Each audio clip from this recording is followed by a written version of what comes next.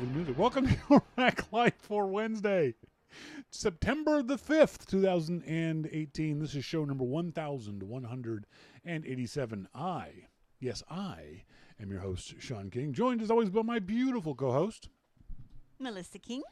How you doing? Good. I'm good. Started work again. Back at work. Yesterday. I'm exhausted. When's the weekend? When's the next long weekend? Yesterday was the first day of work for you since June, and the first day of high school for Rory. Yay! High school for Rory! boy. Congratulations, Rory. I walked him to school. What a wonderful stepfather. Seriously, though. To my recollection, it was the first time I know for a fact it was the first time I've ever walked a kid to school. I think it might be the first time I've ever been walked to school. It didn't happen when I was a kid. Oh, I didn't get walked to school. Yeah, no, we didn't get walked to school. No way. It was always over there. You have to go. Yeah, it's time to go. Over there. Get out of here. And it was fun. We had gone the week before to locker day. Ooh. I made sure we got Rory a good locker, and I had to guard the locker. We didn't plan it particularly well, but I had to guard the locker to prevent other kids from taking the good locker. It was very funny, too. Me standing there in front of this locker, and these little kids going, "Excuse me, can I get to the..." "No." "Okay." And then walk away. You know, we were in the grade 8 section. Here in Gibson's, Macman, they assign locker areas, hallways for these kids, but it's catch can for the actual physical locker. We were assigned lockers too, and we were. We didn't have them in Australia. You didn't have them at all? Interesting. No. But here in I don't know if it's British Columbia, high school starts in grade 8. Mm-hmm. When I was a kid, high school started in grade 10, and so grade 7, 8, and 9 were what's called junior high school. It was a whole separate building, and then 10, 11, 12 was high school. No, that was the same as in Esquimalt. So maybe it is, or they've changed it. Is that a Gibson rule, or is that a BC rule? In Ontario, they had middle schools. So maybe it's just because Gibson's a small I don't know community. if it's a decision of each district. No. I'm not sure. Some might still have middle schools. Because I wasn't crazy. I'm not crazy about the idea of taking a kid who's 12 years old, 13 years old, in grade 8, and putting him into the high school with the big kids. You know, the grade 12s are 17, 18, 19 years old. Mm-hmm. You know, these kids are driving and drinking and having sex and all that kind of stuff. Mm-hmm. And you throw your 12-year-old into this deep end of this pool. I ain't crazy about it. Luckily, it's a relatively small school. It seems nice. When I was there yesterday, seemed like a bunch of nice kids. I didn't spot any of the druggies or the stoner kids or the bad kids. We saw one very funny thing, though, while we were waiting for the locker. This one, obviously grade 11, grade 12 kid comes by, and he just makes a little feint to one of the other grade 8s. And the grade 8 just sort of jumped. And you heard the kids walk by and go, "It's okay to mess with the grade 8s. Can't hurt them or make them cry, but you can mess with them." Don't hurt them or make them cry, but mess with them. I was like, that's fair. You know, Yeah. I have no problem if that's... Don't make them cry. If that's the new rules of high school, you can mess them, but you can't make them cry or actually hurt them. I'm okay. You got to learn sooner or later. Did you make them cry? I did when I was a kid. Yeah. When I was in grade 12, I was tormenting grade 10s. If there had been grade 7s and 8s in my school, oh my God, I would have stolen their lunch money, their lunch, their house keys. Yeah, I would have been a complete dick to them. So, MacMan here, it's K5, 6 to 8, 9 to 12. MacMan in high school was it was a hall for each class, 9 to 12. You were assigned one hall. So yes, we go to school yesterday, and so just Rory and I, because they didn't start till quarter to 11, and Melissa had to go after her job first thing in the morning. So here I am doing my fatherly duties of walking Rory to school. It's not that far; it's a kilometer away. It's 10 minutes. Yeah, walk. 10 minutes walk. It was exhausting. He walks fast. Okay, I'm just saying the kid walks fast. He's not a leisurely walker. He's like me then. He's both of you. Because I'm a super fast walker. Either that or I'm a turtle. I'll get there, but I'm... You're a big guy and you got your rambling walk. I think part of it is, and this is my excuse, is that I'm a photographer. That I'm looking around for things. That's bull. I'm just fat and lazy. It's blackberry bushes and trees. So we get to the school, and we go into the school, and as we're walking there, and hopefully he can't hear us, he admitted to being a little bit nervous, Okay. I said that's perfectly normal. Did he dude. say it without you asking? Did he say Yeah, I'm a no, bit nervous? no, I didn't say anything. He said a little bit. I said that's perfectly normal. Don't worry about it. But and I told him, I said you're gonna forget where your locker is. You're gonna forget where your homeroom is. You're gonna forget your locker combination. Yeah. But by the end of the week, you'll remember all that stuff, Yeah. and it'll all become automatic. You don't have to worry about it. Oh, okay. We go into the school, and we said, okay, here's where your locker is. You go in, you make a left, you make a right. And then we went to his locker to unlock his locker, and he tried the first time, and he couldn't do it. Don't worry about it, buddy. Just try again. He tried it again. Didn't work. He didn't care. I'll show you. Doesn't work. Shit. Doesn't work. Chip. What was it, though, I wonder? Sorry. So then, this little kid, his name is Aditya. Aditya. He is 4 feet tall if he's anything. Little brown boy. He's so cute. Aditya's a lovely boy. He goes, Rory, can I help you with your locker? And Rory was again. I'm like, Rory, can I help you with your locker? I can do it, dude. And Rory comes over and Aditya goes, you do it this way, this way, this way. And he hands it to Rory, and Rory goes, he does it perfectly. Good for him. So then we go to find out where his homeroom is, and the place to find out where his homeroom, that's where a bunch of his buddies were. Hayden and Lucas and Dom and that little clique that he hangs out with. Lovely kids. Great all kids. All of them are great wonderful kids. And that's when I took it as my cue, don't hang around. Because with no other parents there. Hayden's parents and Lucas' parents and no one else. I didn't want him to be standing out. But he would have loved it. Yeah. He wasn't doing that go away thing. Right?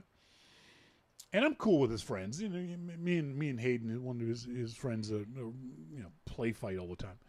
So I said, okay, buddy. It was by the time it was 1:45, and they were getting ready to start. I said, okay, buddy. We already knew where his homeroom was. You guys hang out. Remember, you're out of here at 1:45, and I'll see you back home. And he reaches out to give me a hug, and it was like.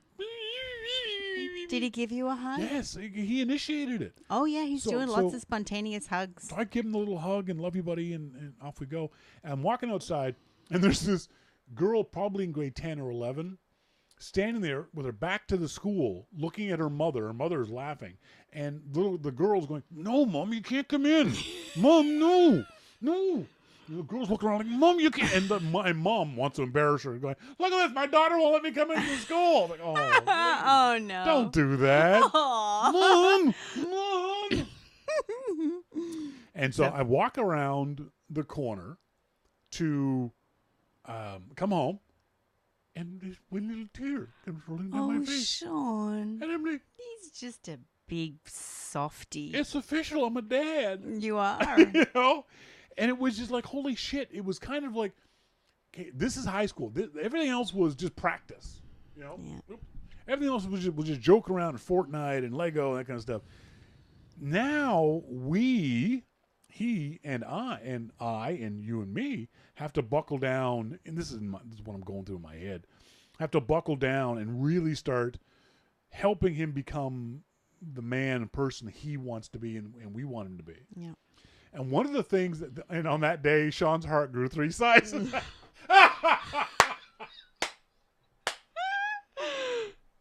Remember that from the Grinch? Oh, the Grinch yes, Who Stole Christmas? That's right. That's right. That is hilarious. Oh my God.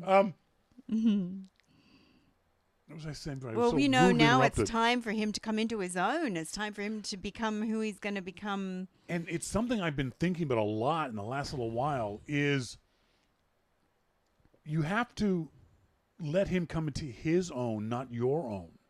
In the sense that you can't make him be who you want him to be. You've got to let him be who he wants to be within bounds. Yes. He's not a sports kid. He's he's not he gonna loves be- to swim and He's be in not the going to ocean. be a jock. He's not going to play basketball. He's not. That might change over the next couple of years. So who knows? But I right doubt now, it. he's not a team sport guy. No. And I would never force him or, you have to go play soccer kind of thing. No. But that's one of those things that in your idealized view of parenthood, maybe even fatherhood, you can see yourself coaching the kids' soccer team and there's my son over there. That's not going to happen. Not with Rory. And that's okay. And I've got to make sure I keep reminding myself, don't try to make him who you want him to be. You have to help him find where he wants to be. I mean, if he was interested in something, you could say, you know, I could help Oh, coach, absolutely. be assistant coach, or go help out with the team. We Yeah. could be a part of it. Yeah. And anything he wants to do, we will definitely We'll try. encourage it and try. He wants with to him. join travel club. Travel club, that's fine. You know, if he wants to join a club, we'll help out. We'll bake sale and all that kind of stuff. Yeah, he wants to do that. But for me, it's very important because I remember when I was a kid being forced to play Little League and hating it. All the kids hated Little League because the parents were jerks. We always had more fun playing by ourselves in a sandlot than we ever did playing Little League because the parents wanted to make it a competition. Whereas most of the time when we were playing baseball in the sandlot, we had no idea what the score was. I mean, we it didn't didn't care. matter. It didn't matter. And I also have to make sure that I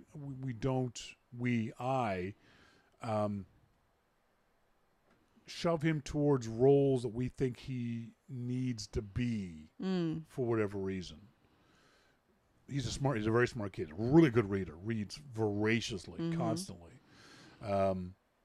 Great with his friends. It's very interesting to see how much he interacts with the kids when he's outside the house. Oh yeah, no, they love him. Yeah. He's very popular. Yeah, even though he doesn't really like to go hang out and people, he stays home a lot. Yeah. He's always been a popular kid. Yeah, and that's good. It's Monty's a fine dance between do we push him into not pushing him, but encouraging him to do things, but not going. You know what? You have to try this. Blah, blah, blah. It's just that it's a fine dance. It's tricky. Well, and part of it is that you can help them or force them to not do the things that you know aren't going to be helpful or useful in the future. For me, my big thing is Fortnite. He plays way too much video games because I understand why. That's where he can control his world. That's why he likes kids it. get into video games. But so we've instituted rules around video games. There's like every Tuesday and Thursday is No Tech Tuesday, No Tech Thursday. And so we're trying to let him have that fun, but recognizing doing it as much as he wants to is not a good thing. No, is not a thing that we want to encourage him to do. But we also don't want to throw him outside because that's what I don't know about your mom. That's what my mom did. My mom would throw us outside, like get out. You're not allowed to be in the. Granted, we didn't have the distractions at home that Rory does. That beautiful giant Xbox graphics. Pretty stuff. I mean, we watched television and after-school cartoons, but I was just outside. Yeah. That was our life. So, Monty says the parents ruin so much stuff like that for kids trying to relive their glory days. Yeah, I would definitely be aware of that if I was involved in that kind of stuff, of not being that guy, that parent that I hated when I was a kid.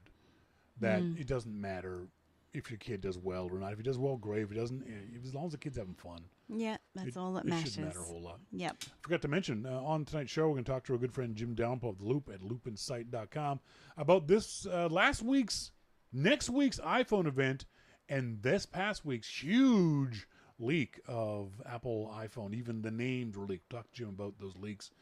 We're also going to talk about the photography debate. Which side of various photography debates are you on? You'll know what I'm talking about when we bring it up. So right after this break, we're going to talk to our good friend Jim Dalrymple of The Loop at loopinsight.com. This is your Mac Life.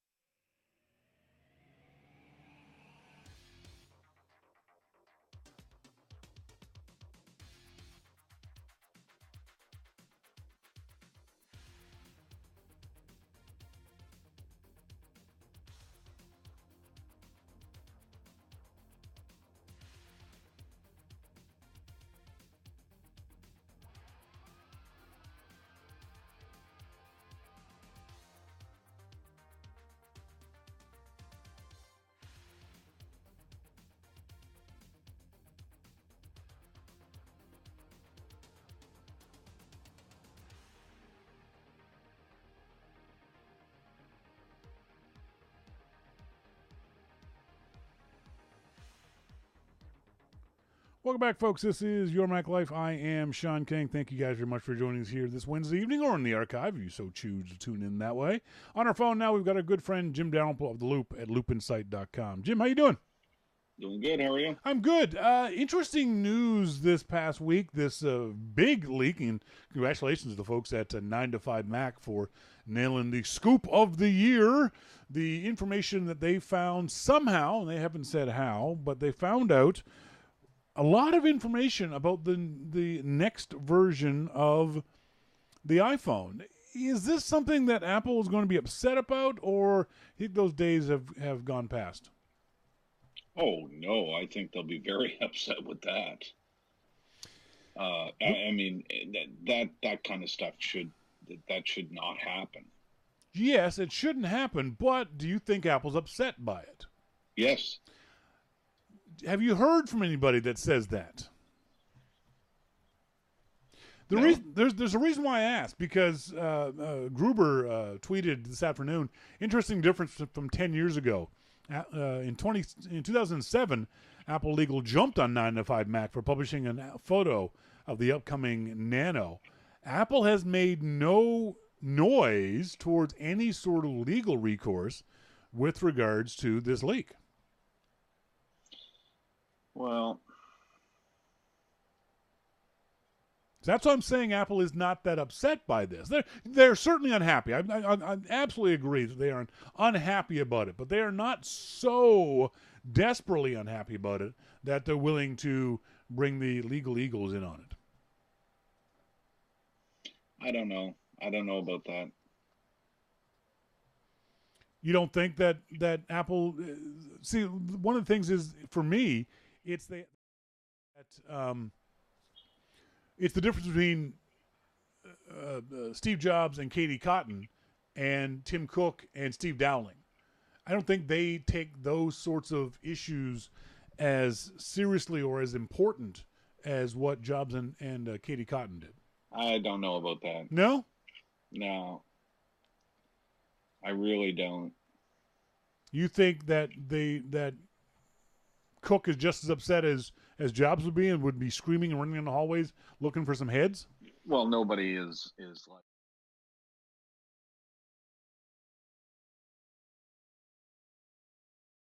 wondering what the hell happened. Yes. Because I mean, those are hero shots. Yes. There's no doubt about that. Oh yeah, no. These are not renders. These are not fake shots in any way, shape, or form.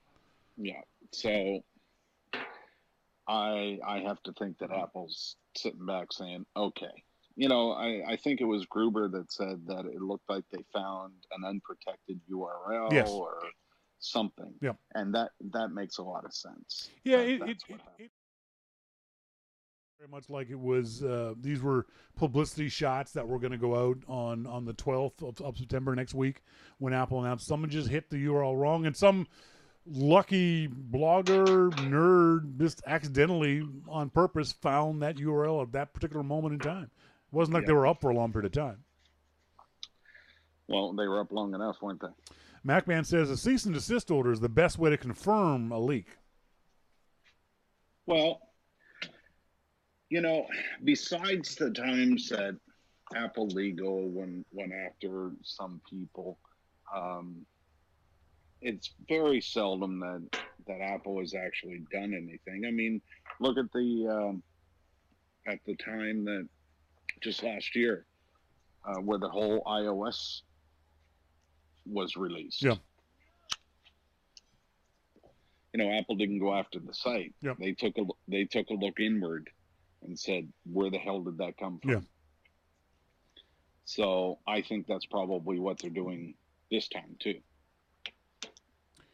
Brings up the question, should Apple go after 9 to 5 Mac or other folks who leak this kind of stuff? Or who publish this kind of stuff? Well, I don't think that there's much you can do about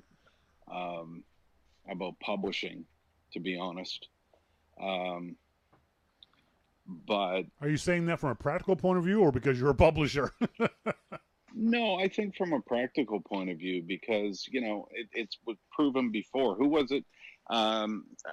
Nick DePlume. Yep. Remember him? Think Secret. Think Secret. I mean, they went after him big time. But what did it do? Nothing. I mean, yep. it was replaced by other sites yep. and other people, and I don't think that there's a lot you can do on that front. I think Apple's tactic of prosecuting the people who leak is the right way to go. Yeah. If people at Apple know that, holy shit, not only am I going to lose my job, I could go to jail. Yeah. Or have to pay a massive fine or something. I think that's the right way to do it. You can try and go after journalists and blogs and everything else, but it's not going to do that much good in the long run. You got to cut it off at the source. Yeah, you're just playing whack-a-mole. Yeah, you're gonna waste a lot of time, waste a lot of energy. Trying to nail Jello to the wall, and it's going to be a waste of time in the long run because nothing's really going to change. People who are going to do this are going to do this. Well, unless they're afraid, because that one that Apple found,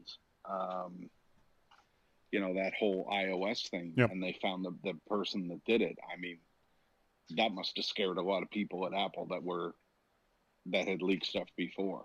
Yeah, but it didn't scare this guy. Well, we don't know what happened with True. this instance. I mean, this could very well have been, oh, shit, guys, I'm sorry. That was my fault. Yeah. I didn't lock down that URL. I mean, it could be that simple.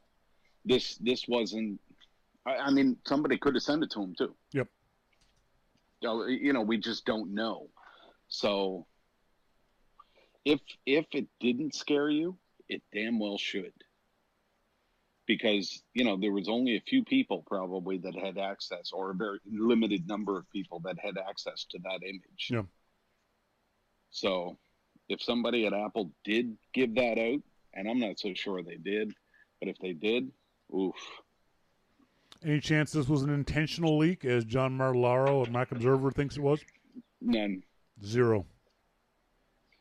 I would even put it less than 0. Yep. Yep, and I love when people make these kind of comments because it allows their smart readership to realize you're a moron. It lets you know, oh yeah, this person's an idiot, and I don't have to read him anymore. John Martellaro, the MacObserver.com, perfect example of this. He thinks this was intentional by Apple. This is a guy who supposedly has been around for a long time and has learned a lot, doesn't know shit about Apple. Because there is no way in God's green earth Apple plays the game this way. Secrecy is in their DNA. They like the secrecy. They like the reveal. There is no way Apple would ever, ever, ever intentionally leak this kind of stuff. Not a chance. Agreed. No, there's just it's not going to happen. No. That part of it is just not going to happen. Ever. Apple doesn't need to. It's not like Apple's going to juice interest in the event by pre-leaking it. Very much like the story of the Galaxy phone that was left in the lift that no one seemed to care about. That some people are saying, oh, that was an intentional leak. You can see Samsung doing that because no one cares. Oh, no, that was a Google Pixel, wasn't it? Google Pixel. I'm sorry, Google Pixel. Yeah. But you can see other companies doing that to juice the interest in their products. And other companies do, in fact, do that. They do teases and they do leaks and that kind of stuff. But Apple has never done it, and Apple will never do it. No. Don't even think along those lines. What about the name of this phone? The iPhone XS, the iPhone Max? You crazy about the names? Well, are we sure what the names are? No, the sources say that the iPhone XS Max is a likely name for the 6.5-inch OLED flagship, according to sources at 9 to 5 Mac. Well, then I guess that's the biggest one we'll ever see if it's the Max. Yeah. That's right. It will never get bigger than this one right here. We put in the name to let you know. Never, ever, ever will it ever get bigger. Because this is the Max. This is the Max. Fair point. I hadn't thought of it that way, Jim. This is why you have the big brain. I just carry it beside me. Exactly, that's right. I think for the most part nowadays, I don't think the name matters anymore. I don't think people care. I don't think we identify our iPhones by that anymore. I may be wrong, but I think we've gotten to that point with the iPhone that I honestly don't care which iPhone you have. I don't ask people anymore. I'm not curious about what iPhone people have. I'd be curious about the kind of pictures they take and what kind of note-taking apps they use. And I care more about the software and the operating system and the apps they use more than the actual phone. Maybe I'm different in that way, but for the most part, I don't care what the name of your phone is. Well, what's interesting is that when people, everybody that I know, they just say, do you have the big one or the small one? Yeah, that's right. Exactly. That's what it is, isn't it? Yeah. I mean, I have an iPhone 8, the big one or the small one. Yeah, the big one or small one, yeah. Yeah, so... They also got leaked information about the new Apple Watch, supposedly a massive display, a dense watch face, and more. What did you think about that aspect of it? Like that. Definitely. Do you want a bigger display on your iPhone? On your Apple Watch? I could probably do with a bit bigger display. Really? I don't use one, so I'll have to defer to your judgment on that one. It would. I think, looking at that hero shot that they had of the watch, the display face was very cool. I really like how they did that. Yeah, they had all kinds of information on there, and that I think I would like. But in order to see all that, you're definitely going to need a bit bigger screen, I think, in order to fit all that information on there. Yeah, I would agree with you on that. It would almost necessarily, if you're going to stuff, and Apple calls them, not Apple, the watch industry calls them complications. If you're going to put that many complications on the face of a watch, it by its nature, it has to be much larger.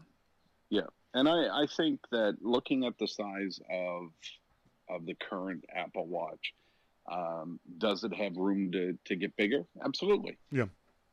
I think I'm the same as every other Apple Watch user. What I don't want is for the battery to die halfway through the day.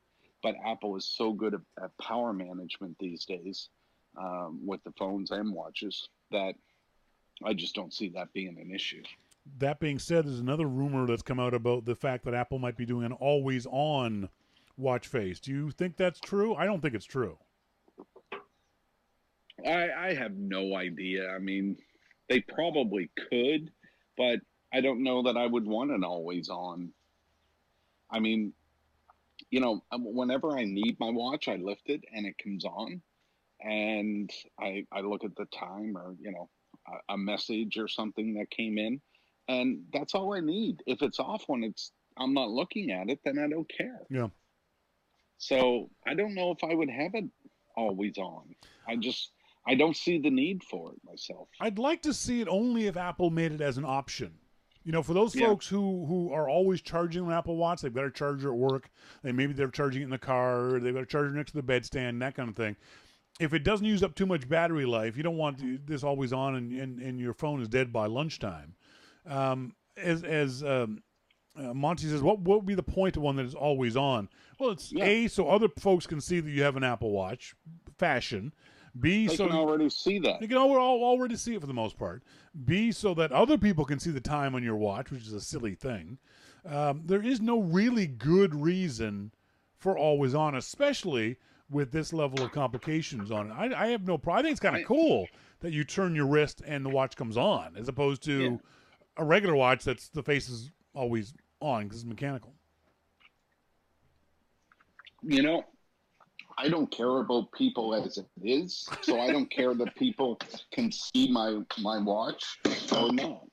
So it's irrelevant to me that, hey, people need to see your Apple Watch so they can tell what time it is, or you know what, go get your own watch. Yeah, that's right. That's right. Now, one of the weird things is that I saw at least 2 reports that people look at, because whenever Apple puts out these invites, the nerd community zapruders the hell out of the invite. So this one's a big round gold circle. It looks like a top-down view of the new Apple campus. Okay, I get that. It does. Now, the two utterly outlandish rumors I heard about zaprudering the invite was that, first of all, it was a sign, this was Macworld who said this, that Apple was going to announce the Apple car because it was wheel-shaped. Okay. What? Seriously? Are you kidding me? And the other was that the new Apple Watch is going to have a round face. I don't think either one of those are true. Well, the round face one I don't think is even possible, because if you think about a round face, you're going to give up showing a lot of information. You can't have text scrolling across the screen on a round face because you're only going to see like one letter at a time. Yeah. And doesn't Samsung have a round face one? I think someone does. I'm not sure who does, but it just don't make sense to me. But it's interesting because our regular mechanical watches have all been round. People just assume that Apple's eventually going to make a round-faced Apple Watch, but that shows a fundamental lack of understanding of what the Apple Watch is. The Apple Watch isn't just a watch. The iPhone isn't just a phone. It might be misnamed. Calling it an iPhone misnames it, but you can't call it an iComputer. Calling it an Apple Watch is misnamed because you can't call it a little wrist Dick Tracy device. You know? Well, you could. Well, you could. Maybe they'll call it the Apple Watch Max. And that way we'll know it will never get bigger than this. Never get bigger. Never get bigger than this. Let's move on. There's a story in the New York Times. In Small Fry, Steve Jobs comes across as a jerk. His daughter forgives him. Should we? Do you have a problem with that headline? Well, I mean, it's not up to us to forgive him for anything. Yeah, exactly. You know, it's I mean, am I gonna say to everybody in your Mac Lifeland, you know, Shawn's a dick, but we should forgive him? No, I'm not going to say that. No, because not at all. I don't think you should be forgiven. First of all,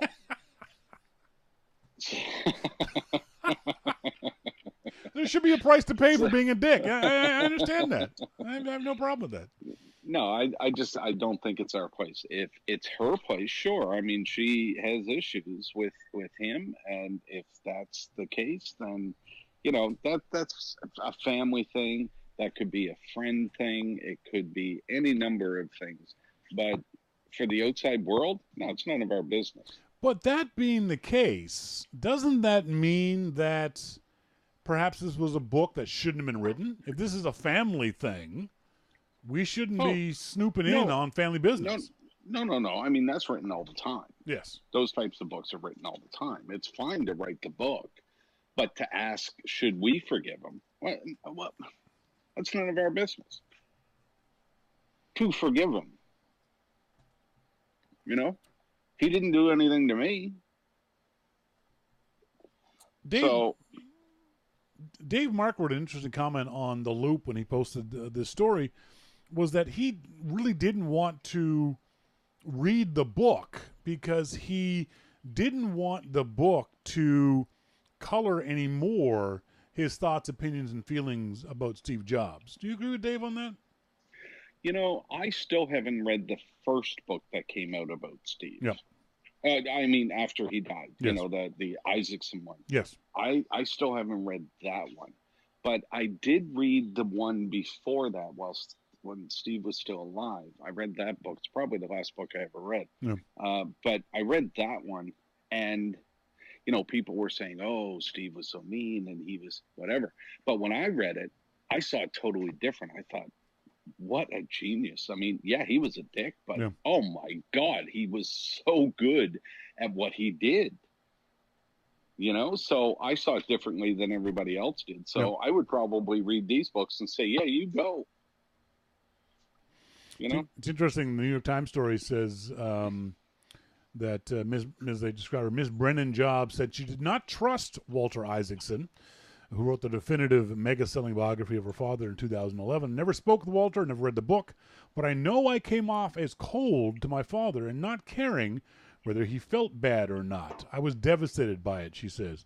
I felt ashamed to be the bad part of a great story, and I felt unresolved. So that sounds like that's her justification for writing this book. And I have no problem with her writing the book. It's free speech, and it's her right to do this kind of stuff. She's not... I don't think she's taking advantage of it to make money or whatever people are going to accuse her of doing. She is trying to set the record straight from her point of view.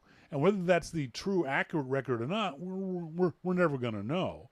But I agree with you. It's not our place. I don't care whether she or anyone else thinks that we need to forgive Steve Jobs. We don't. We don't know the man. We know him as the CEO of a company that makes products that we like. Done. Yeah. She also doesn't need to justify writing the book. She can write whatever she wants, and she can say whatever she wants. Yep. It's I don't feel that it's right or wrong for her to write the book. I don't feel it's right or wrong for whatever she may have said in the book. Yeah. This is her thoughts, her opinions, her life.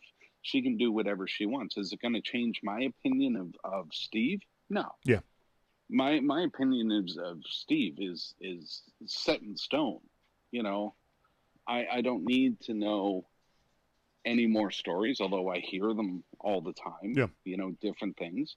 And as good or bad as they might be, it doesn't change my opinion of how I feel or felt about them. And, when it comes right down to it, would he have cared? No. Yeah. It's interesting, though, that sometimes these sorts of things do affect our thoughts and opinions about the person involved. I remember as a mid-teenager reading the books Ender's Game from Orson Scott Cards and loving them. The great sci-fi book was made in a movie a few years ago, and I really, really enjoyed the book. Knew nothing about the author. And it wasn't until the movie came out that we found out that the author of the book is a frickin' nut bar. I mean, this guy is unstable in ways that most of us would find offensive.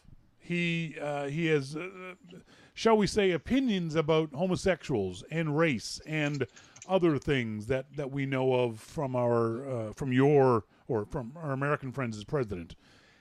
And that colored my thoughts of the author and therefore the books too. I think it's what some people are worried about, is that they learn that Steve Jobs was too much of a jerk. Once he crosses that line that they have in their head, consciously or not, then they can't buy the products anymore from the company that he represents. Yeah,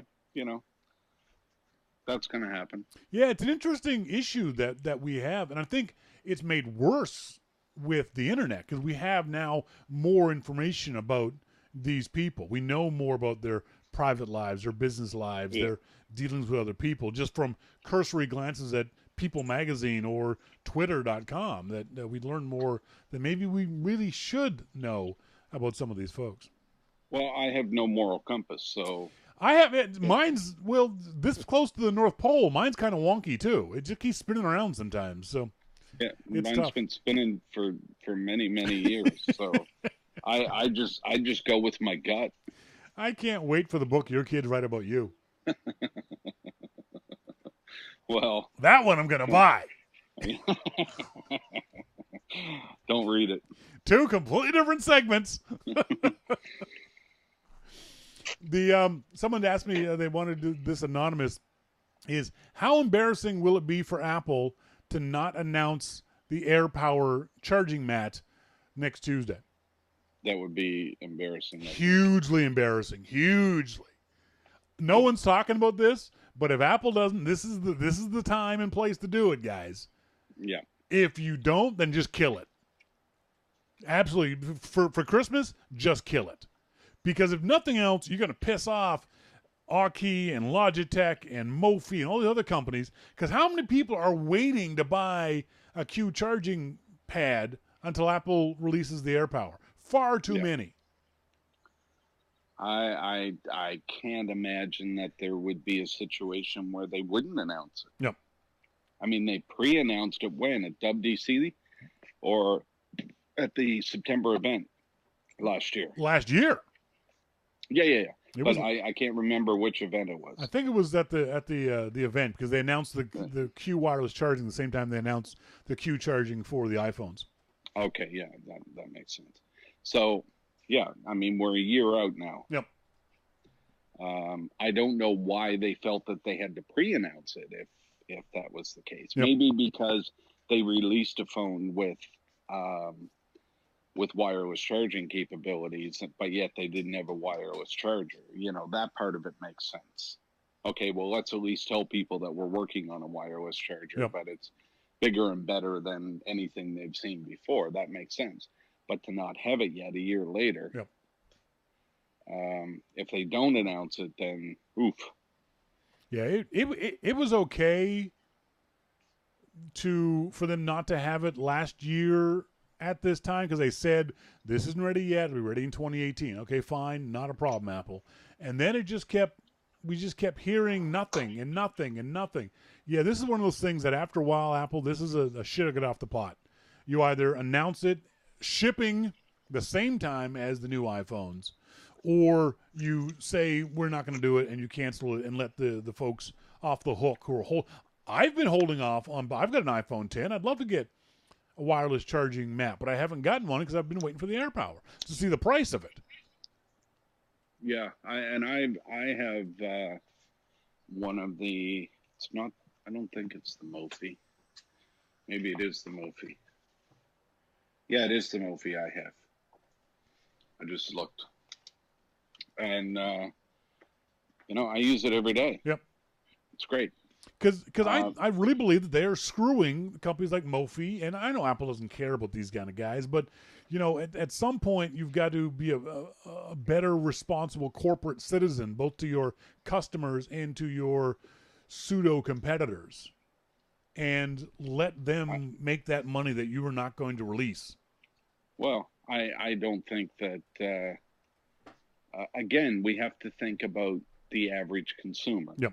And the average consumer probably doesn't know that Apple announced this. True. Fair point. They can do wireless. So, Mophie and anybody else that's making one is probably selling tons of them. So I don't think Apple's intentionally screwing them. Interesting. So you're saying that because only the nerd class knows about this, that only they are the ones who are interested in buying it. Yep. I'm not going to disagree with you on that. Now, when Apple comes out and does release, the charging mat, then, everybody will go out and buy it. Yeah. First, before they do that, they'll complain that it took so long, and then they'll go out and buy it. That's right. I look forward to that article on Macworld.com. Yeah. Good Lord. That's the way it's going to go. But, yeah. I mean, again, if you bring this back to the masses, I don't think that if they do a search for a Q charger on Amazon, which is most likely where they'll buy it, yep. or Best Buy, then they're going to find the Mophies and the others, and they're going to go buy it because their phone supports that. So, I don't see it as a big deal. Michael Simon, staff writer at Macworld, says that one of the things that the next iPhone should have is expandable storage. Next. When did Macworld turn into such a shit show? Let's see, about 2010, Jesus, 11, are you kidding 12? me? Expandable storage? Dude, come on. That's just maliciously stupid. So he's an Android user. God, no, he's a Mac user. No, he's not. He's just one of those guys who's just like looking for something to write about, and this is the best he could come up with. They should steal this from Android. Ridiculous. No. Folks, as always, I've been talking to Jim Dalrymple of The Loop at loopinsight.com. He's here each and every week. Thanks, Jim. Thanks, Shawn. Talk to you next week. Bye. See ya. When we come back, we're going to be talking about photography debates and whether you should get into them or not and what your thoughts about them are. All that and much more coming up. This is Your Mac Life. Hello, my name is Melissa King. I'm Your Mac Life's official spokes Australian. As Shawn begins his 25th year of broadcasting on the internet, he has asked me to say a few words to you all. Send money. What? Why not? More? Okay. When you listen to Your Mac Life, you'll notice there are no ads, no commercial breaks, no 5-minute ad reads for products you've already bought or have no interest in buying. That's because Your Mac Life is entirely listener supported, and not even listener supported via a paywall or a subscription service. It's simple. If you like Your Mac Life, you can pay for it. If you don't want to pay for it, you don't have to. You can still listen. But we'd really like it if you did. On the Your Mac Life homepage at yourmaclifeshow.com, on the top left, there is a subscribe to YML box. You can send any amount you'd like each month automatically from your credit card or PayPal account. It's set for $2, $5, $10 or $15, but you can set it for any amount by clicking the donate button. The best part is you'll barely notice it. It's $2, but it makes a huge difference to us here at Your Mac Life. It means we can pay for website hosting, internet access, new computers and software to run the show on, and so much more.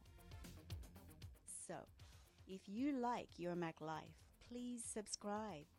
$2 will make a tiny dent in your wallet, but when enough people subscribe, it makes a huge difference to Your Mac Life. I'm Melissa King. Thank you.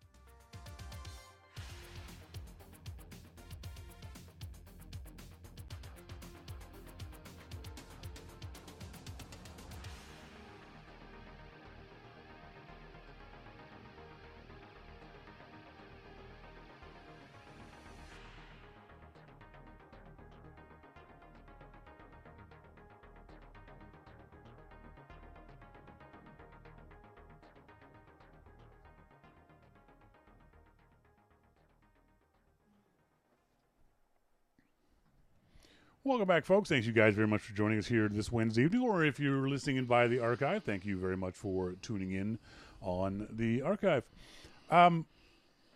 There's always been photography debates. Hang on, sorry. Sorry. Do this properly.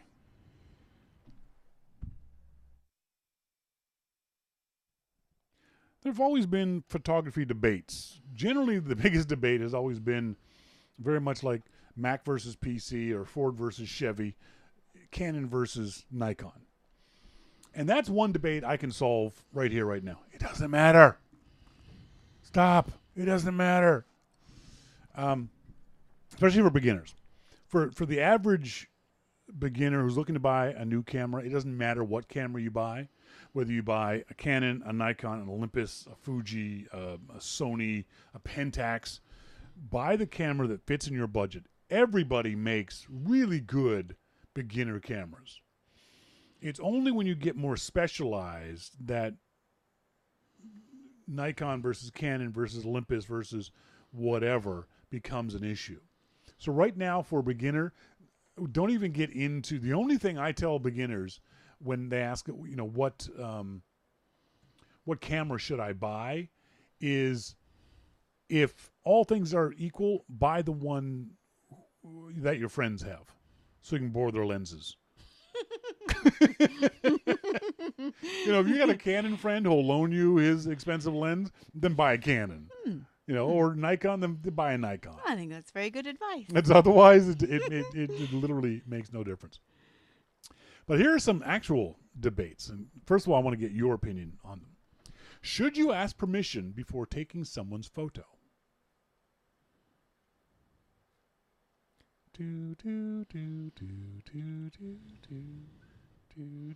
No. Why not? Well, first of all, I immediately think of where you are, the circumstances.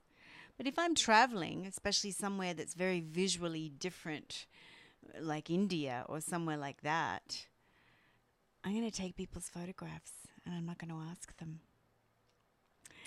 If I was in close quarters somewhere where I was sort of like in a park in my local community,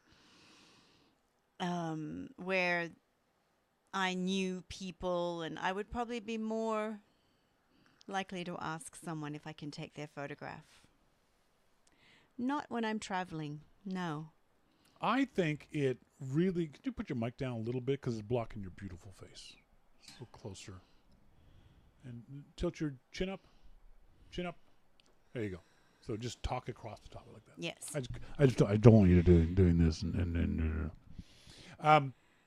what I tell people is the more personal the photo is, the more intimate the photo feels to you, the more likely you are to ask permission.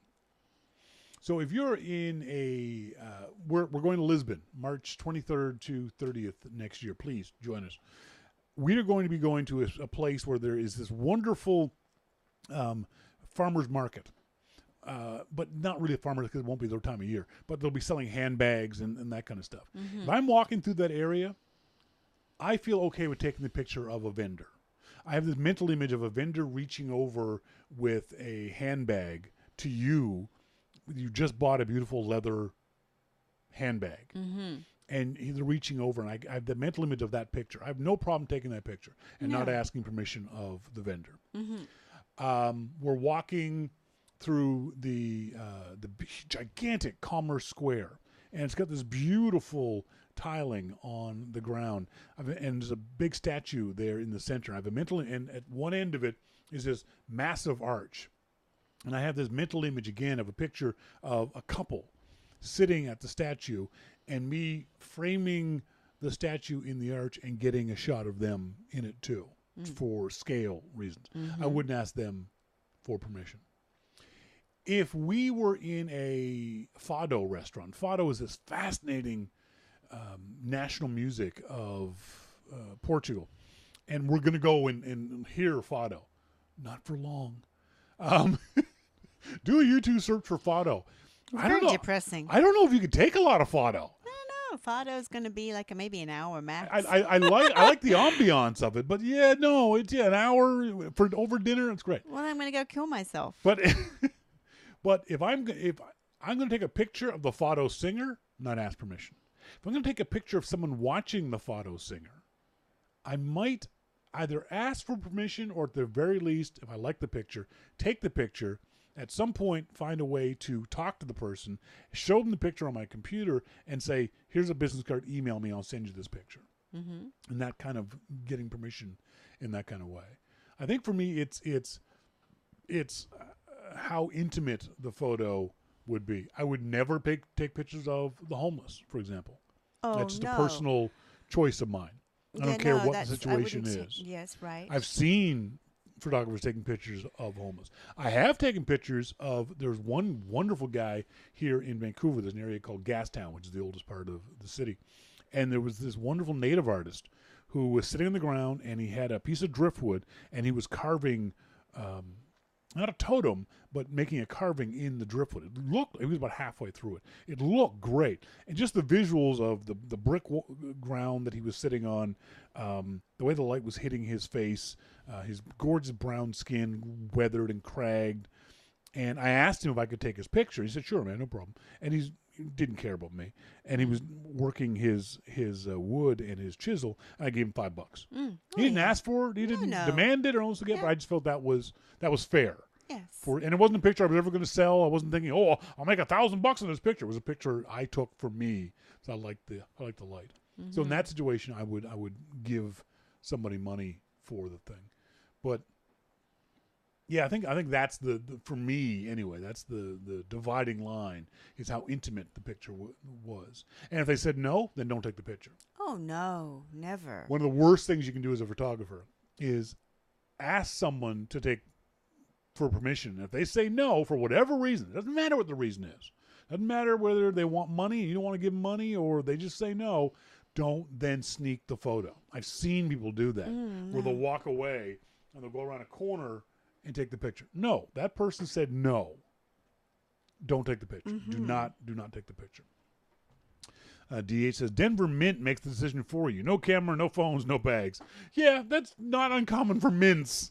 Or any place that's got a high level of security. Should you tip someone who poses for you? You've asked them to pose. The biggest example of it is a thing that you and I want to do. It's called the Festival in Venice with the masks.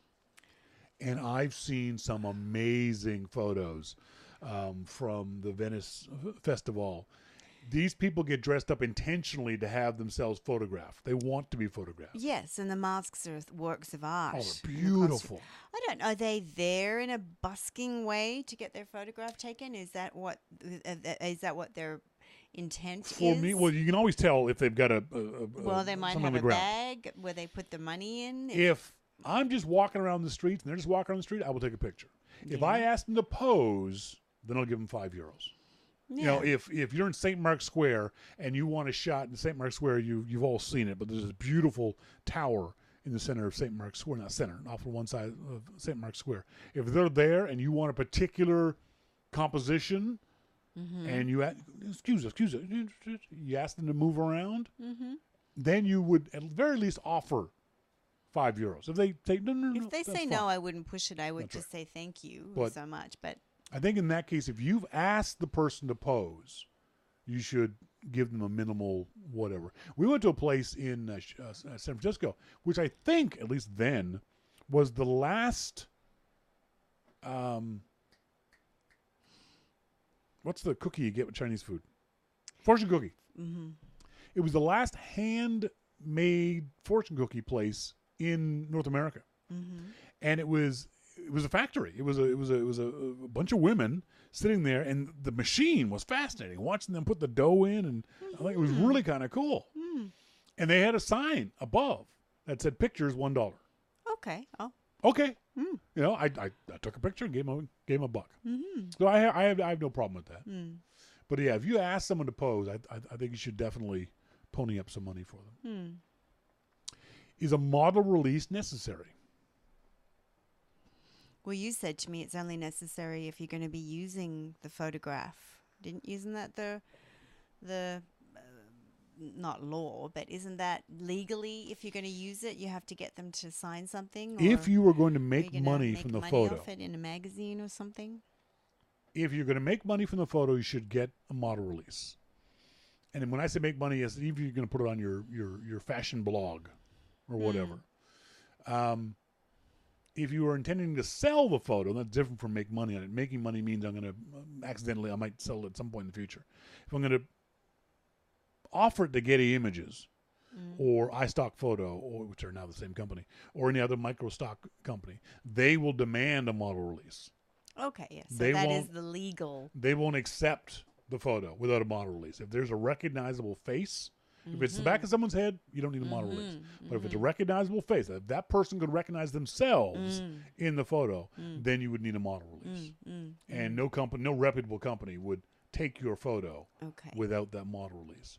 Okay. Now, the good part about it is that if you're just going to post it on Facebook, don't worry about it. You don't need a release. But what happens if you post this beautiful photo that you took on Facebook and Getty Images or someone else, Lonely Planet Travel Guide says, that's a beautiful photo. We're going to buy that from you for $1,000. And you don't have your model release. You're up the creek.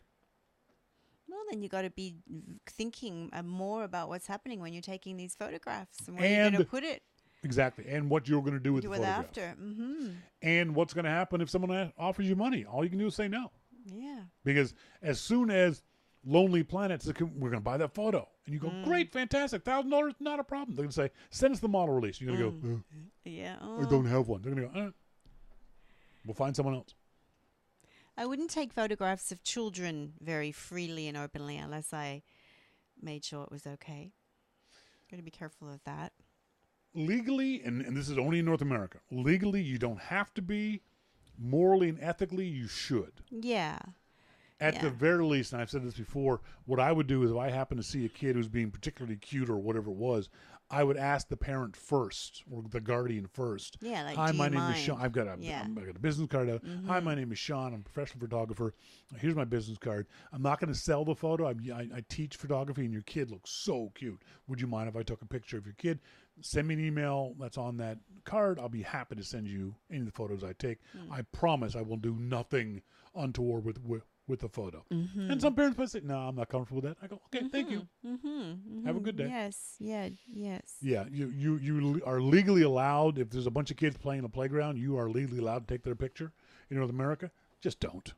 It's not worth it. Do be careful because you don't know what's going on. You don't want to upset a parent. You don't want to get into a confrontation. You don't want to have to explain yourself to the police. There's all kinds of things you just don't want to do. It's generally not worth it. No, it's not. If you do think that you're going to be needing a model release, you can get model releases on your phone or your iPad. I've got one called, I think it's called iRelease, on my iPad. And it's kind of cool because what I'll do is I'll set it up ahead of time with the date, the place, that information. And then it is a legal contract. And I can change the wording of the contract. The wording right now says, I ain't paying you nothing. You're not going to get a dime out of me. Even if I sell this, you're not getting a dime out of me. But it also says, I will not use this photo in any way that misrepresents you, that makes you look bad. That's the promise of the thing. But the cool thing about it is that it allows you to take a picture of the person's face, so you can match it up with the photo you've taken. And then they sign it on... They can sign it on the screen? Sign it on the screen.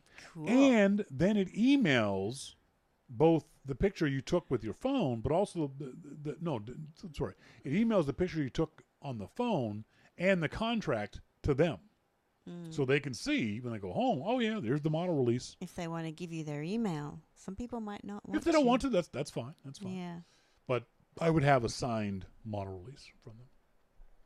This is something you and I have talked about, and your views on it are really interesting. Post-production, is it cheating or not? What, editing? Yes. Oh, we've already... for me... the one that you showed me that time where you can just change the sky. Yes. Completely. To make your photograph look incredibly dynamic or whatever. No, I don't agree with that. That sky wasn't the sky that was there when you took the photograph. I don't like that. I know it enhancing and changing shadows or what you do to edit, which I do as well, is enhancing and highlighting something that was actually what you saw and what you wanted to capture. I agree with that, but not these ones where you're just changing the whole thing. No. Those are generally considered photo illustrations. Photo illustrations. For example, Time Magazine, when they use graphics in their articles, if it's an article, if it's a photograph that's been manipulated, it'll say photo illustration on it. Yes, and that's, if you say that, that's fair enough. I agree with that. But you don't think the average person should replace the sky with a better sky? Sorry, if... So I take a shot. We're in Lisbon. We have this beautiful shot of the April 25th bridge with the Cristo Rey sculpture statue in the background, but it's a bland, boring white sky. If I change that bland, boring white sky to beautiful, puffy white clouds, you would think that was wrong? Not wrong. You just need to call it a photo illustration because they weren't there when you were there. This is one of the debates that's gone on since photography started, but certainly more so with digital, because it's so much easier with digital to manipulate the photo, misrepresent the photo. I think that to me is the key. Post-production editing, I'm going to tweak the color. Remember, because we've said before, no camera perfectly captures what your eye sees. Your eye and your brain are a better sensor and lens than you'll ever be able to buy. So you take a picture, you go, oh, the sunset wasn't as nice as I remember it. So I'm going to tweak, I'm going to edit it. I'm going to increase the saturation or up the shadows or whatever it is I'm going to do. Making it more like what you did perceive at the time. Yeah, okay. So that's not misrepresenting what actually happened. No. But there are some photographers who are perfectly fine with that. I mean, the classic Salvador Dali photo of them throwing the cat in the water and him jumping up in midair. That was a photograph. It was a stage photograph, and it was a manipulated photograph. But we still call it a photograph. And we seem to be okay with that because it was Salvador Dali. And doesn't this get into where art meets all that kind of... But photography is art as well. Yes, it is. Yeah. As long as it states how it was obtained, is being honest. Yep. That's all.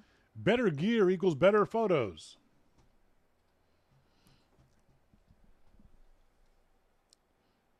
Oh, well, what you've taught me about that is I know when I've outgrown my camera, when I'm trying to do things on my existing camera and I'm going, oh, this camera's not going to let me do that. And I really like when you're ready to keep moving forward and your gear isn't taking you there. Otherwise, no, better gear does not equate better photos. I think it depends on your level as a photographer.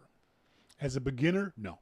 I can give you a Nikon D5 that's $6,000 and a $2,000 24-70mm lens, and you're going to not take any better pictures than you did with your iPhone. No. The reverse is true, too. I can take a professional photographer and give him an iPhone. He'll take great shots. I can give that professional gear to a professional photographer, and he'll take better shots than you did on your iPhone as a beginner. So it matters as much as your knowledge matters. The more you know about photography, the more important gear can become. You can, for your entire life, can take perfectly lovely photos with your iPhone. Not a problem. If that's your vision of your photography, then your iPhone is going to be fine. So I never tell anyone, no. People who come to my class will say, but I only have an iPhone. That's fine.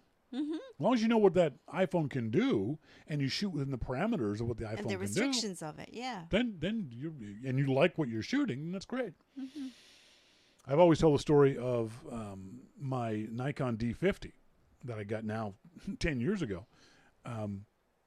Love that camera. I learned a lot about photography with that camera. I learned a lot about aperture and shutter priority and creativity and all that kind of stuff. But when I started visualizing images that I knew I was getting right technically, but the camera couldn't capture them, I knew that's when I needed a new camera. Right, because you knew you'd moved beyond your camera's My skill level was higher than the camera. Yes. And that's when gear matters. The other example I always use is when I was living in Connecticut, the folks at Olympus very kindly invited me down to the U.S. Open tennis tournament and loaned us a bunch of gear. And I use these pictures in my photography class, and I'm standing at the top of Arthur Ashe Stadium with this gigantic 600 millimeter lens. This thing was like that long and like dinner plate big on the other side of it. And I was able to get shots of Martina Hingis where I could see the word Spalding on the tennis ball. Mm-hmm. And I'm at the other side of the building. That's where gear matters. Mm-hmm. Oh, yes. You want to shoot the moon? Gear. You're not getting good moon shots with your iPhone. That's where gear matters. You want to shoot high-speed photography? You want to shoot race cars? There's very few good iPhone shot race car shots. You want to shoot wildlife? That's, a quarter mile away. You get those with your iPhone. No. So gear does matter depending on Monty, lightning shots. Exactly. MacMan, that was when they lent you the D3. That's exactly it, MacMan. That's exactly what happened. Was that I couldn't get dark, dim shots with my Nikon D50. And then Nikon loaned me a D3S, and this was 8 years ago. And I was getting shots in dark bars at 12,000 ISO, and folks who know about this stuff know how amazing that was, that were beautiful. Looked like I had shot them in this kind of light, and yet I was shooting in candlelight. And these images were amazing. That's what I knew. Yep, I need a new camera. Did they pry it out of your hands at the end? The problem with it is I like Nikon. That's my camera of choice. I like the company too. And I didn't want to screw with the relationship because I was really tempted to go, I lost it. I don't know where it is. I'm an idiot. I can't find it. But everyone would have gone, Exactly. That's the thing. He could have done it. Oh, yeah. He Nikon, really did. He loses everything. Yeah, he lost it. I could have gotten an affidavit that said, yeah, he's an idiot. Don't worry about it. And now I, of course, lost after Nikon D5, which is the latest, greatest version of that camera. Yeah, it took some amazing night shots. Digital photography has made photographers better.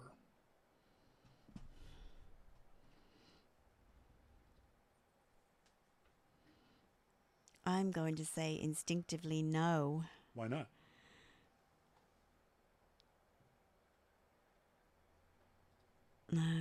I don't know. I'm not experienced enough to give an answer to that. It can be argued it's made them worse, but I don't think the argument holds water either way. I think it can be. It's better in the sense that you could experiment more than you could with film. I never shot film. We couldn't afford film when I was a kid. It was very, very expensive. I never got interested in photography all through high school, through college, through my 20s, because I knew I couldn't afford it. I had friends who were photographers, and I liked their gear and their photographs, but 36 shots were $10 a piece, and they were doing that once a day. Nope, I couldn't afford that.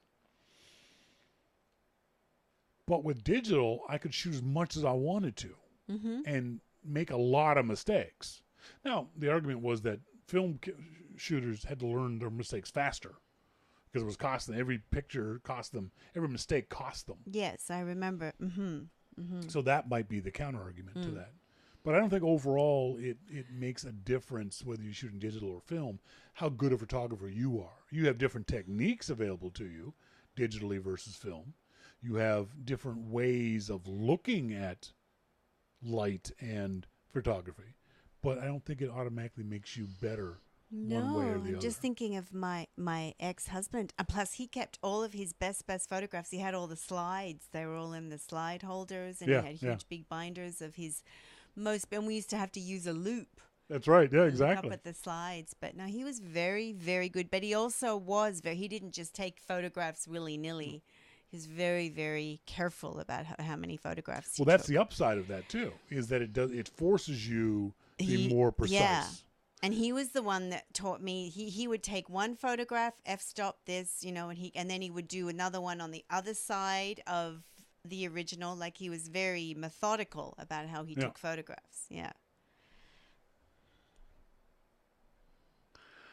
From Scott Randall. Yes, thank you, MacMan. Bracketing, I think. Yeah, bracketing. Yes, it is. That's right. Was that term.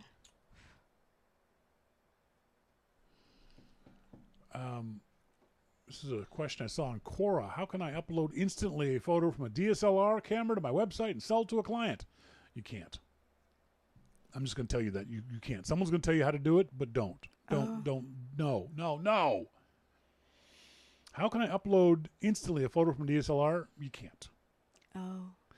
I don't know if there's any DSLRs that will allow you to wirelessly upload a photo to a personal website. You can, some of them now you can upload to your phone, and then from your phone can upload it to a website. But I can tell what he's thinking. He's thinking click website. Yeah. That's not going to happen. No. That's not possible. Right, I see. And the other thing is you don't want to do that. No. Because what if you click and your eyes are closed and it goes to the website? Or you're blinking or whatever. You want to edit your photos.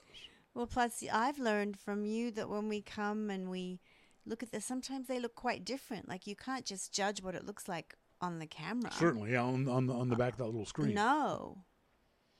MacMed says a lot of new cameras have apps that you can use to pull photos off. You can upload them from there.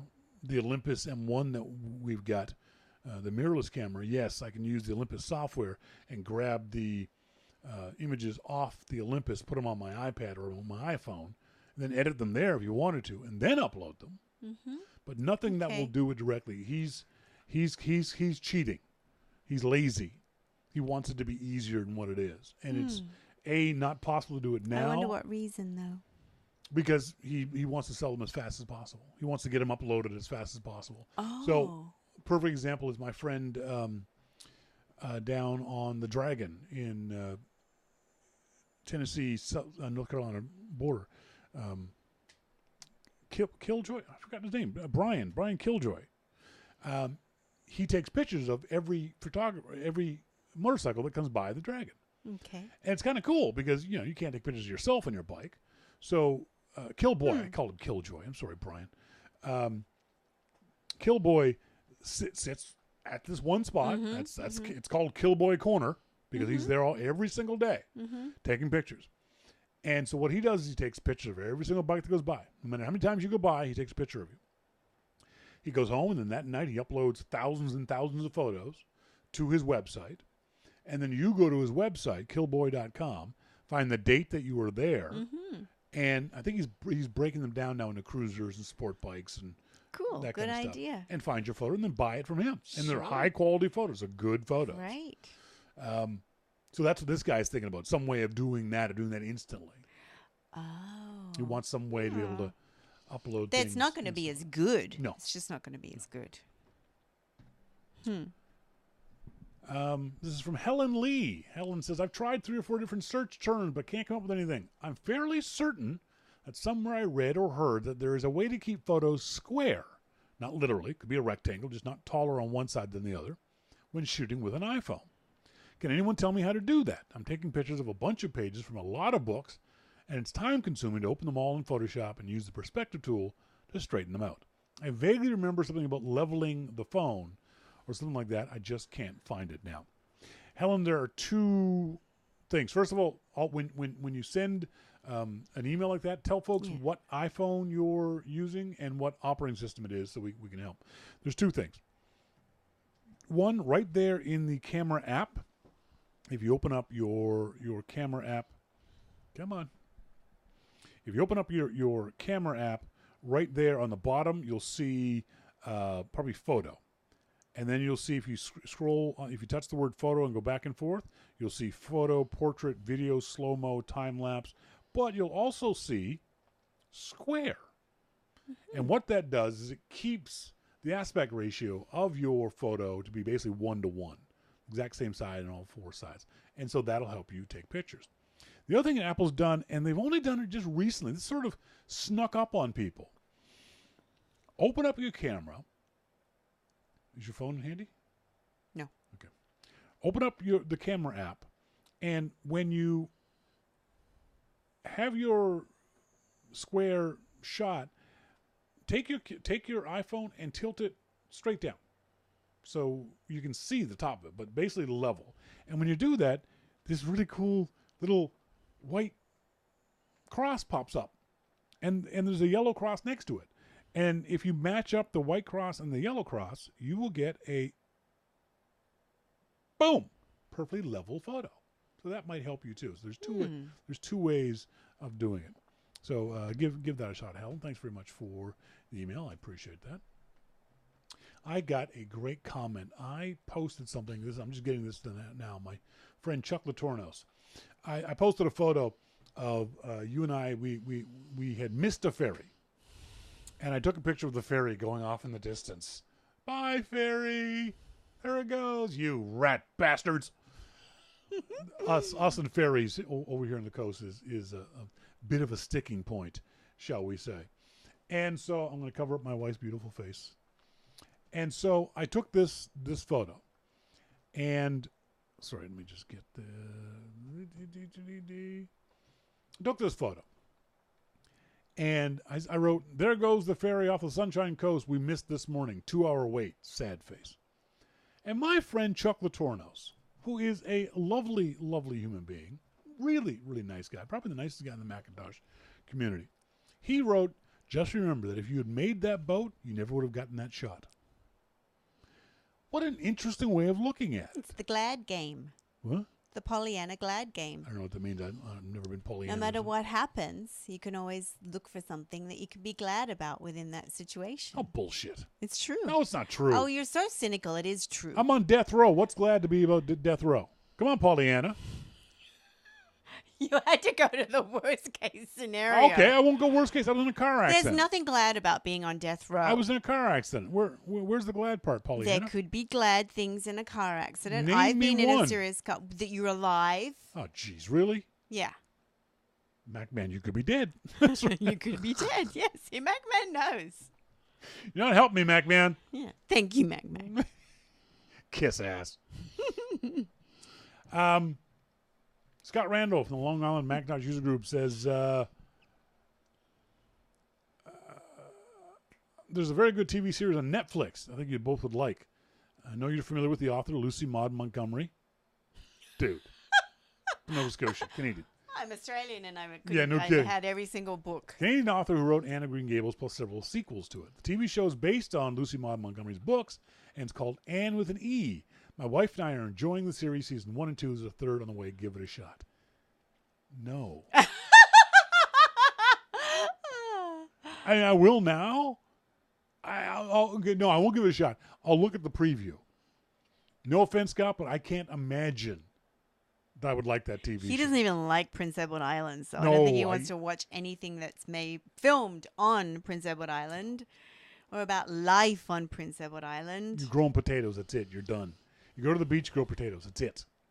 Nothing else to be done in Prince Edward Island. If we grew potatoes here, we could live the same life, except on the West Coast. Grow potatoes, go to the beach. He says, now on to Apple pulling podcasts with inappropriate content. I agree with Jim that they have a right to pull it. I'm sure you know the controversy about the Nazi march in Skokie, Illinois. The National Socialist Party was in the end granted permission to march, but they didn't. Seems things took care of themselves. I abhor hate speech, but I think if we let those idiots have their way, most of the population will see them for what they are. Hateful, disgusting people we all should stay away from. Ignoring them will hopefully hurt their cause the most. That is always going to be a debate when it comes to that kind of speech, that kind of hate speech. Do you ignore it or do you point at it and laugh? Do you ban it or do you allow it out in the full light of day? There is no right answer, I don't think. I don't think there is, because as he said, by bringing it out in the light of day, people will see how hateful it is. Not all of them. Some will be encouraged by it. Well, it will still happen underground. It's going to happen regardless. It's going to happen regardless. Until we do societal things to change these issues, it's going to happen regardless. So I'm of two minds. I've said before on the show, I signed a petition in Nashville to allow the KKK to march downtown. I think the KKK are an abhorrent group who, if somebody come up to me with a hood on their head, I'd punch square in the face. That's a black person's version of punch a Nazi.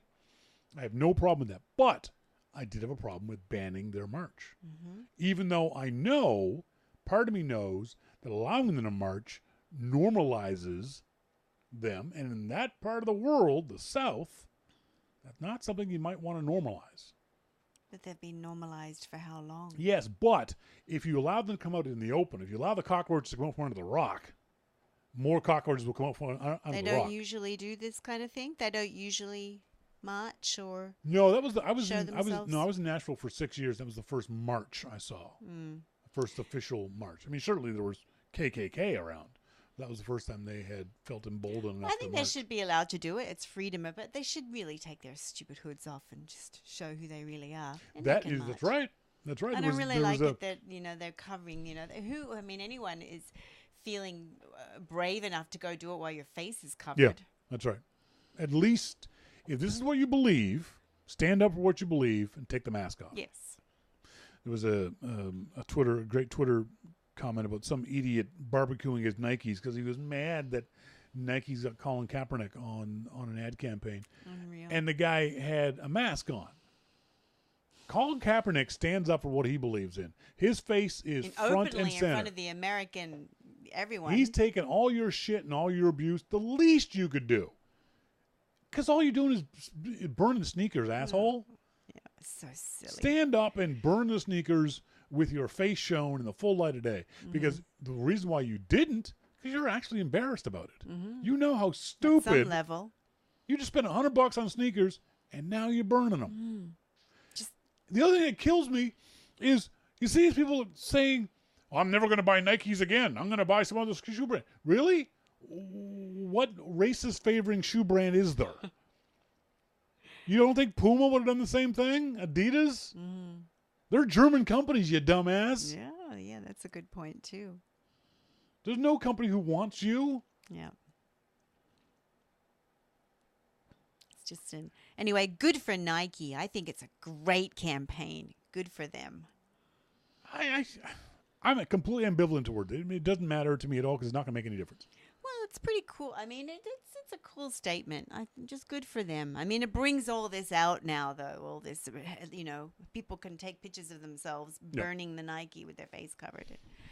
MacMan, speaking of the KKK, I saw an interesting article about a black man who started befriending KKK members, saying, "How can you hate me if you don't know me?" He's credited with around 200 Klansmen leaving the Klan. MacMan, if you find that article, could you send it to me? And I disagree with the premise. How can you hate me if you don't know me? I know a lot of people I hate. I have no problem hating people I know. Okay, I think that's the wrong tack to take. Well, I think it's pretty honorable and brave. My statement is always the idea of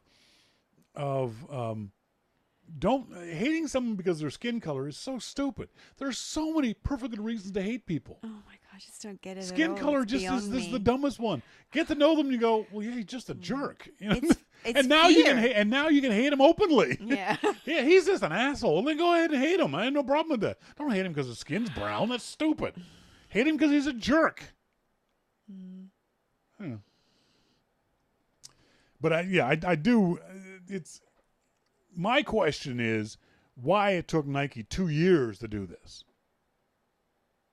That's the question I always ask is why now? Oh my God, has it been 2 years? He's already? been out of football for 2 years. He's been under contract with Nike for the entire time. This didn't just pop up. Nike didn't just hire him yesterday. No. He's been under contract for the entire time. Maybe there's something in his contract that says they have to use him beyond over a certain amount of time. Yeah. Monty says, Shawn, I sent that link to the house of a realtor, a fine friend of mine, along with what you said about the fabulous home. He says the realtor misspelled flammable. Monty, could you send that back into the IRC? Folks in the IRC channel can look at this house. This is a house just across the street, a couple blocks away from Melissa and I. And the realtor a couple days ago put up a sign that said, fabulous home. Well, the sign's been there for a while. For sale. For It's been for a sale. while. And it's like, my friend Corey said, oh, that shithole's for sale at the end of my road. And then about a week ago, they put fabulous home in big red letters, didn't they, on the top of the sign? And, I've been to enough places that look awful on the outside, but were attractive on the inside. Yeah, with so nice floors I went or to the whatever. Remax website to find this place and saw the fabulous home, and the outside of it is a shithole. The outside's disgusting. But then you look at the inside, It's so frightening. and you realize this place is listed for $500,000. $500,000. That's insanity. Yeah. $500,000. So the realtor has come along and they've taken this thing and they've slid it in the top. But they haven't gone and done anything on the inside of this home. It's just, do they think that's going to actually increase the speed of the sale? That's a really weird thing. That's we've talked about this many times on the show in various ways. That the perception you give other people, that when you do obvious things, the response is going to be obvious. Like when John Martellaro says something stupid, the response from me is obvious. You're stupid.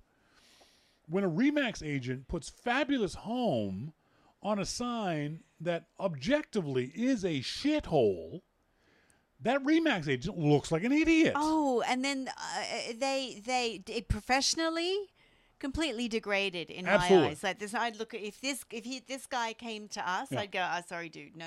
And I've always assumed that Back off. real estate is a cutthroat enough market that you don't want people thinking negatively about you. No, there's so many of them too. But I would not recommend that real estate agent in any way, shape, or form. No. Because you're obviously an idiot trying to steal money from people. Well, they partner up now. There's always two realtors, and you think, well, Both of them.